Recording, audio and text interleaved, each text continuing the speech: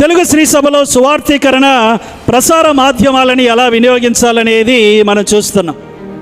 అలనాడు స్వార్థ ప్రబోధం గ్రామ వీధుల్లో, పట్టణ అంగడుల్లో చేసేవాళ్ళు. ఈనాడు సోషల్ మీడియానే స్వార్థ ప్రబోధ ప్రధాన మాధ్యమంగా మారుతున్న కాలానికి అనుగుణంగా డిజిటల్ స్వార్థ ప్రబోధం వైపు ప్రాంతీయ శ్రీ సభ చురుకుగా అడుగులు వేయాలి. ఈ అడుగులు వేయటంలో కొన్ని మార్గాలు. మొట్టమొదటిగా social media, Facebook, X, WhatsApp, Telegram, Instagram, WeChat, messenger వంటి సోషల్ మీడియా యాప్స్లో అకౌంట్స్ చాలామంది కలిగి ఉన్నారు. ఇంకా ఎక్కువ మంది గురువులు, మఠవాసులు, గృహస్థ క్రైస్తవులు సోషల్ మీడియా అకౌంట్స్ క్రియేట్ చేసుకొని వాటి ద్వారా దేవుని యొక్క వాక్యాన్ని, బైబిల్ గ్రంథ వాక్యాలను, దైవార్చనలను, దివ్య పూజలను, శ్రీసభ బోధనలను, పునీతుల జీవిత చరిత్రలను, స్థానిక మేత్రాసన విచారణ సమాచారాన్ని, పండుగలను షేర్ చేసే ప్రయత్నాన్ని చేయాలి. ఈ సోషల్ మీడియాలో పంచుకునే సమాచారం ద్వారా ఇతరులతో కనెక్ట్ అవ్వటానికి, ఇంటరాక్ట్ అవ్వటానికి, విషయాన్ని చర్చించటానికి అవకాశాలు విస్తృతంగా ఉన్నాయి. సోషల్ మీడియా నేటి సమాజాన్ని, ప్రజలకు, ముఖ్యంగా భావితరాలకు బాగా ఎక్కువగా ప్రభావితం చేయగల సామర్థ్యం కలిగి ఉంది. ఇంత సామర్థ్యం గల ప్రసార సోపానాన్ని నేటి శ్రీ సభ కథోలికులు స్వార్థ ప్రబోధంలో ఎక్కువగా వినియోగించాలని మనం గమనించాలి.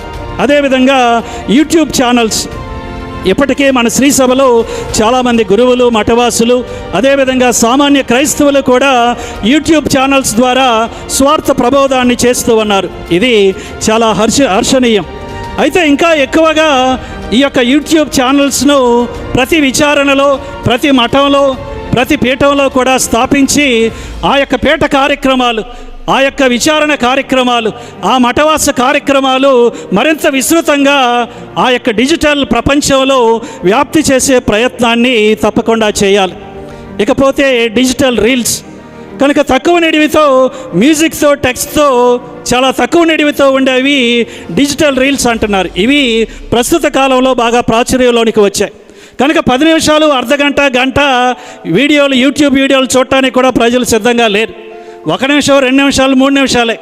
కనుక 3 నిమిషాలలో నీ యొక్క సందేశాన్ని, నువ్వు చెప్పాలనుకున్న దాన్ని క్లుప్తంగా, ఆకర్షణీయంగా చెప్పటానికి డిజిటల్ రీల్స్ ఉపయోగపడుతూ ఉన్నాయి. కనుక వీటిని కూడా మనం ప్రయోగించాలి. అదేవిధంగా పాడ్కాస్ట్లో ఒకరో ఇద్దరు లేక ఒక గ్రూపు ఒక ప్రత్యేక అంశాన్ని ఆడియో ద్వారా కానీ, వీడియో ద్వారా కానీ చర్చించటం, దాన్ని ఈ పాడ్కాస్ట్ షేర్ చేయటం, దాన్ని ఎవరైనా కానీ వినటానికి, చూడటానికి అనుకూలత కల్పించటం ఈ పాడ్కాస్ట్లో మనం చూస్తూ ఉన్నాం. కనుక మన యొక్క తిరుసభ అంశాలలో ఈ పాడ్కాస్ట్ ద్వారా చాలా చర్చించి ఆ యొక్క అంశాలను తిరుసభకు, ప్రపంచానికి అందజేయాలి. ఇకపోతే వర్చువల్ ప్రేయర్ గ్రూప్స్. భౌతికంగా అందరూ ఒకసారి రావడం చాలా కష్టం. మీరు అందరూ కూడా వేరు మేత్రాసనాల నుంచి ఇక్కడ రావడానికి చాలా కష్టపడి ఉంటారు. ఇది ప్రతిరోజు సాధ్యం కాదు, ఏదో ఒకరోజు సాధ్యం అవుతుంది. కనుక అందరూ భౌతికంగా కలవకపోయినా వర్చువల్గా మనం కలవచ్చు.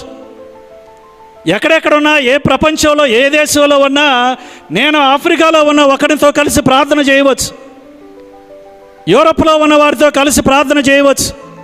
ఈ విధంగా వర్చువల్ ప్రేయర్ గ్రూప్స్ ద్వారా మనం ప్రపంచంలో ప్రజలు ఎక్కడ ఉన్నా వారితో కలిసి దేవుని స్మరించి, దేవునికి ప్రార్థన చేసే అవకాశం ఈ వర్చువల్ ప్రేయర్ గ్రూప్స్ కల్పిస్తున్నాయి. ఎక్కువ సమయాన్ని ప్రార్థనలో గడపడానికి, దేవాలయానికి వెళ్ళటానికి సమయం కుదరకపోవచ్చు. అటువంటి సమయంలో కొద్ది క్షణాలైనా ఈ వర్చువల్ ప్రేయర్ గ్రూప్స్ ద్వారా మనం దేవుని స్మరించి కలిసి ఒక సంఘంగా ప్రార్థించే అవకాశం ఇది కల్పిస్తుంది. కనుక పీఠాధిపతులు, గురువులు, మఠవాసులు ఈ సోషల్ మీడియా అకౌంట్స్ ఓపెన్ చేసుకోవాలి.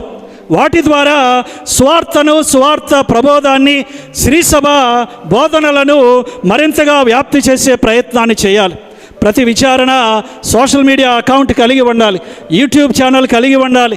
ఈ విధంగా తిరుసభ నుండి దూరమైన వాళ్ళు కూడా తిరిగి మళ్ళీ శ్రీసభలో చురుకుగా ఉండే అవకాశం కల్పిస్తాం.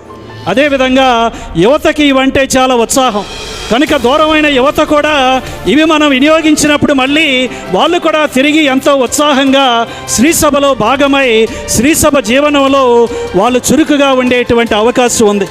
కనుక ఈ విధంగా ప్రతి విచారణలో పీఠంలో సోషల్ మీడియా గ్రూప్స్ని క్రియేట్ చేయాలి. గురువులతో, మఠవాసులతో, సామాన్య క్రైస్తవులతో సోషల్ మీడియా టీమ్స్ క్రియేట్ చేసి వారి ద్వారా ఈ డిజిటల్ మీడియాను సువార్త ప్రబోధానికి మనం ఎక్కువగా వాడుకునేటువంటి ప్రయత్నాన్ని చేయాలి.